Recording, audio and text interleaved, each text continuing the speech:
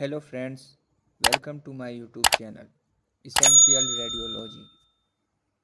Friends, आज हम pelvis की सीरीज़ का एक स्पेशल व्यू के बारे में पढ़ेंगे।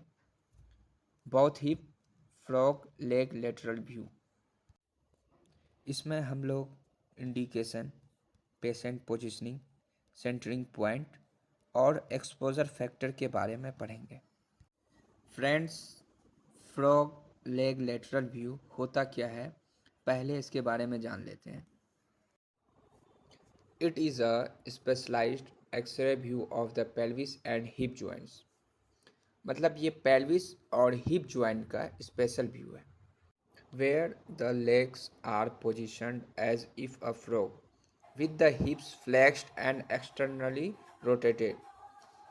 मतलब जिसमें legs को frog की तरह पोजीशन किया जाता है। The frog lateral view allows for better visualization of the hip joints and femoral neck compared to standard X-ray views। मतलब फ्रॉग लेग लेटरल व्यू में हिप जॉइंट्स और फेमरल नेक अच्छे से दिख जाता है as compare to the standard X-ray. अब हम लोग इंडिकेशन मतलब करते क्यों है इसके बारे में पढ़ेंगे। It is almost exclusively used in the children, particularly for conditions like slipped capital femoral epiphysis and Perth disease। मतलब ये नॉर्मली बच्चों के लिए करते हैं जिसका SCFE और पर्थ डिजीज़ हो। आइए हम लोग SCFE और पर्थ डिजीज़ के बारे में ब्रीफ में जान लेते हैं। SCFE में ग्रोथ प्लेट डैमेज हो जाता है और फेमरल हेड मूव्स यानी स्लिप करने लगता है। SCFE को स्लिप्ड अपर फेमरल एपिफेसिस के नाम से भी जाना जाता है। पर्थ डिजीज़ एक रेयर बीमारी होता है जो हिप को इफ़ेक्ट करता है। यह तब होता है जब फेमरल हेड तक ब्लड नहीं पहुंचता है। फेमरल हेड में जब ऑस्टियोनेक्रोसिस हो जाता है तो उस कंडीशन में भी फ्रॉग लेग लेटरल व्यू करते हैं। अब हम लोग पोजीशनिंग के बारे में पढ़ेंगे। The knee joint is flexed 30 to 40 degree in a supine position। This movement separates the knees and brings the plantar aspect of the feet in contact with each other। मतलब नीज को 30 to 40 डिग्री मोड़ना है supine position में। इससे नी अलग हो जाएगा और दोनों फीट एक दूसरे के कांटेक्ट में आ जाता है। While the hip is externally rotated by 60 degrees, so the image is taken toward the middle of a line connecting the upper symphysis pubica and anterior superior iliac supine।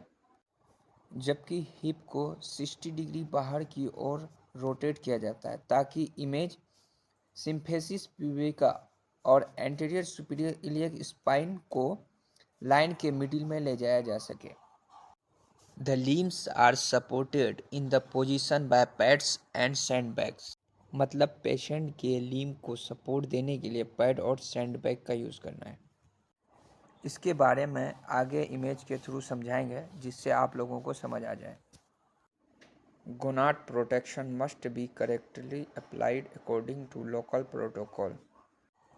अपने centre के अनुसार gonad protection सही ढंग से use करना है। अब हम लोग सेंटरिंग के बारे में पढ़ेंगे। Centring point midway between the anterior superior iliac supine and the pubic symphysis.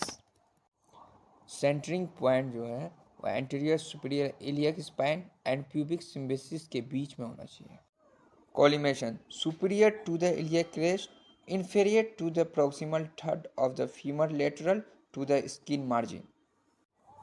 Centring point यानी कहाँ से कहाँ तक कवर करना है। इलियक क्रेस्ट से फीमर के proximal third part skin margin तक। अब हम लोग एक्सपोजर फैक्टर के बारे में पढ़ेंगे।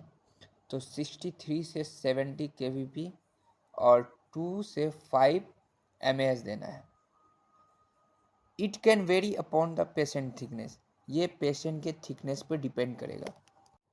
अगर पेशेंट फैटी रहा तो बढ़ा देंगे, अगर पेशेंट नॉर्मल रहा या उससे कम रहा तो घटा देंगे।